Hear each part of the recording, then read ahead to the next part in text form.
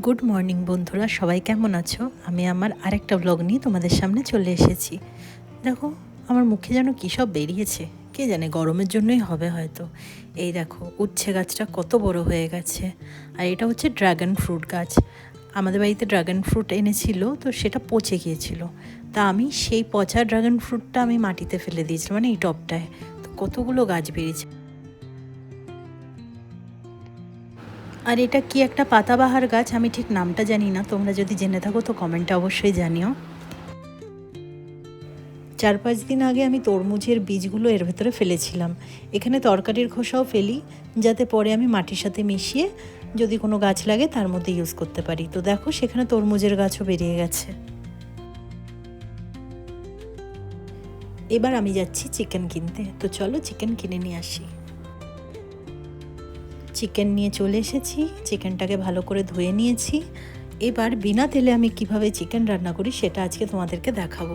তো ফার্স্টে আমি হলুদ আর লবণটা ভালো করে দিয়ে দিলাম এর ভেতরে স্বাদ অনুযায়ী।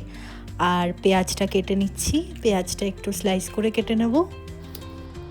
তোমরা চাইলে পেঁয়াজটা আরও ছোটো ছোটো করে কাটতে পারো, অথবা পেস্টও করতে পারো, কোনো অসুবিধা নেই। যেহেতু আমি 500 মাংস এনেছি, তো তার মধ্যে আমি মিডিয়াম সাইজের 2টো পেঁয়াজ দিচ্ছি। এবার একটা বড় সাইজের টমেটোকে আমি কুচি কুচি করে কেটে দিচ্ছি। যদিও পরে আমার মনে পড়েছে আমি তো টমেটোটাকে পেস্ট করে দেবো, তো এতটা কেন কুচি করলাম, তো যাই হোক, করে ফেলেছি, আর কি করা যাবে। তো কাঁচা অবস্থাতেই সব কিছু দিয়ে মাংসটাকে ম্যারিনেট করে নিলাম। ভাত আমার হয়ে গেছে, এবার চিকেনটা বসিয়ে দেবো। যেভাবে ম্যারিনেট করে রেখেছি সেই কড়াইটাই আমি বসিয়ে দিলাম রান্নার জন্য। মশলার মধ্যে দিয়েছি আমি আদা, রসুন, জিরে, গোটা গরম মশলা আর টমেটো, ব্যাস আর কিছু না। এইবার মিডিয়াম ফ্লেমে মাংসটাকে ধীরে ধীরে রান্না করতে হবে। আর এর মধ্যে কোনো তেল মেশাইনি আমি। যেইটুকু তেল বেরোবে এই চিকেনের যে ফ্যাটটা আছে তার থেকেই তেলটা বেরোবে। এবার যেহেতু আমি তেল দিইনি, সেটা হচ্ছে তাড়াতাড়ি শুকিয়ে যাচ্ছে মশলাটা, তো আমি অল্প অল্প করে জল দিয়ে দিয়ে মাংসটাকে কষাচ্ছি। তো একটু বেশি করে জল দিয়েছি। এবার ভালো করে মাংসটা সিদ্ধ হয়ে গেলে, একটু কষা কষা দেখতে হয়ে গেল, তারপরে আমি নামিয়ে দেব। দেখো কতটা টেস্টি লাগছে। মনে হচ্ছে কি এর মধ্যে একটুও তেল নেই।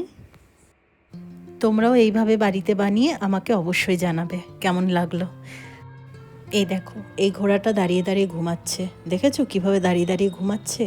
আমি এখানে এসে অনেকবারই দেখেছি, কারণ এই ঘোড়াটার বাড়ি হচ্ছে এই সাদা বাড়িটা, তার পেছনে এর বাড়ি। আর এই জন্ম থেকে একটা পায়ের খোড়া।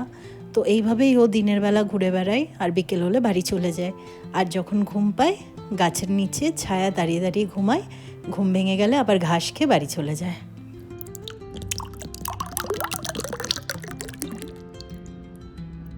যা গরম পড়েছে, একটু শরবত না খেলে হবে না, যদিও এটা খাওয়া ঠিক নয়।